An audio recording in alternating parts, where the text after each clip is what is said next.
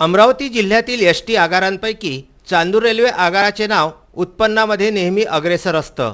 मात्र चांदूर रेल्वे आगारावर Chandur railway, Dhamangaon railway व तिवसा या 3 तालुक्यांची मदार ठेवलेली आहे।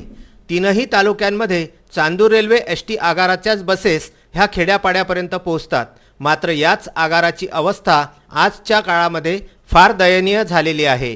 चांदूर रेल्वे आगारातील जास्तीत जास्त बसेस ह्या नादुरुस्त राहत असून याचा फटका प्रवाशांना सहन करावा लागत आहे।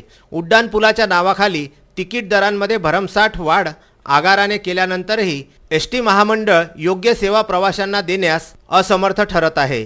चांदूर रेल्वे आगाराच्या बसेस दररोज कुठे ना कुठे फेल पडल्याचे ऐकावयास व पाहावयास मिळत आहे। बुधवारी तर एसटी आगाराच्या फेल बसमुळे बस उशिरा जाण्याचा कळसच गाठला। चांदूर रेल्वेवरून घुईखेड एरड येथे जाण्याकरिता शेवटची बस ही रात्री 8:45 असते। ही बस तिवसा येथून एरडला जात असते। या बसवर खेड्यातील अनेक खाजगी काम करणारे प्रवासी असतात, परंतु बुधवारी ही बस वर्ह्याजवळ सायंकाळी 6:30 वाजताच्या सुमारास फेल पडल्याने चांदूर रेल्वे आगारात वेळेवर पोहोचू शकली नाही। या बसची वाट पाहता पाहता चक्क प्रवाशांना रात्रीच्या वेळी आगारातच आराम करावा लागला। बहुप्रतीक्षेनंतर रात्री 12 वाजता दुसरी बस ही बस स्थानकामध्ये आली आणि 12:15 रवाना झाली।